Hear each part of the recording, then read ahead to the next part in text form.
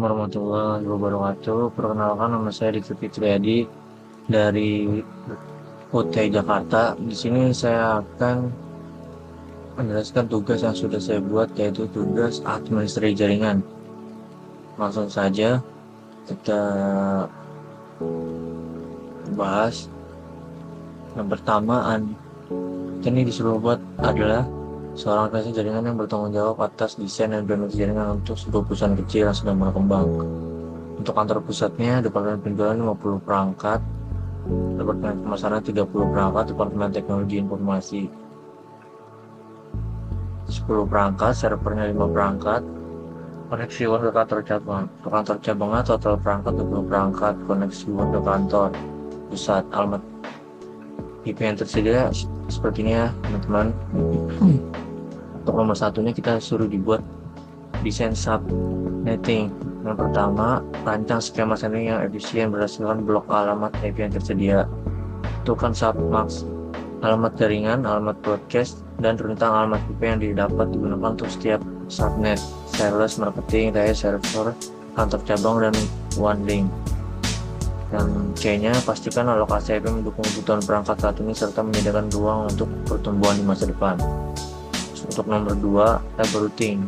Buat tab routing statis sederhana untuk menunjukkan bagian router di kantor pusat dan kantor cabang akan meluruskan lalu lintas antar subnet. Yang B, untuk nomor 2 yang B-nya, tabel harus mencantumkan alamat tujuan destination network, subnet, dan next hop atau antarmuka keluar yang digunakan. Langsung saja kita tugas yang saya sudah buat di sini teman-teman. Ini soalnya langsung saja. Nah, ini tabel yang sudah saya buat teman-teman. Untuk penjualannya, kebutuhan hostnya 50, submaknya seperti ini teman-teman, di /26, networknya ini. Untuk penjelasannya nanti saya jelaskan teman-teman.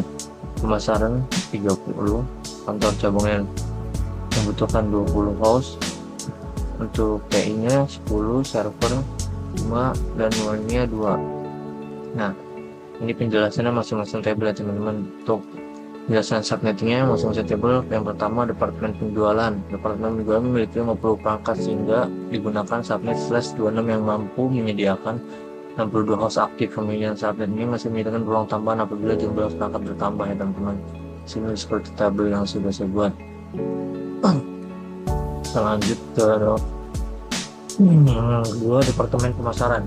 Pemasaran membutuhkan 30 perangkat sehingga digunakan subnet /27 dengan kapasitas 30 host aktif teman-teman. Nah, seperti ini teman-teman. Dan ini ya /27.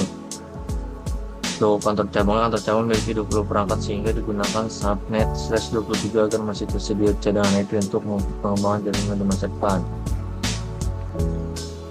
Nah, ini yang sudah saya buat teman-teman.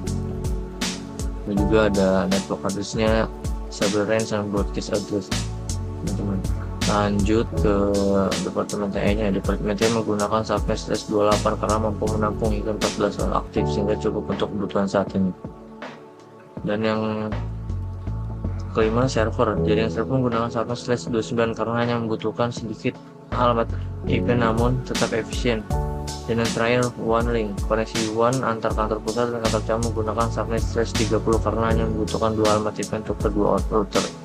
Kita lanjut ke nomor 2 teman-teman. Nah, tabel sudah saya buat, tabel kantor pusat dan status router kantor cabang.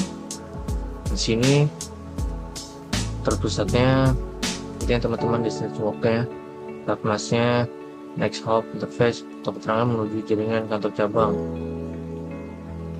Lanjut kita tabel routing status router kantor cabang teman-teman.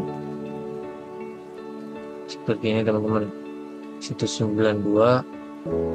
Nah, ini keterangannya untuk yang pertama menuju jaringan penjualan, yang kedua menuju jaringan pemasaran, yang ketiga menuju jaringan TI, menuju jaringan server, dan yang terakhir jalur koneksi WAN. Seperti itu teman-teman, destinasi terus yang terakhir penjelasan sedikit teman-teman. Routing status digunakan agar router di kantor pusat kantor cabang dapat saling mengenali jaringan tujuan. P1 digunakan untuk kantor pusatnya seperti ini teman-teman.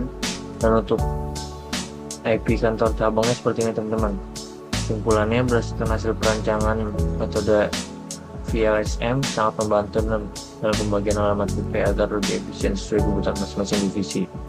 Setiap subnet telah disesuaikan dengan jumlah perangkat dan masih memiliki ruang cadangan untuk pengembangan jaringan di masa depan. Selain itu, routing statusnya digunakan mampu menghubungkan seluruh jaringan antara kantor pusat dan kantor cabang dengan konfigurasi yang sederhana dan mudah dipahami.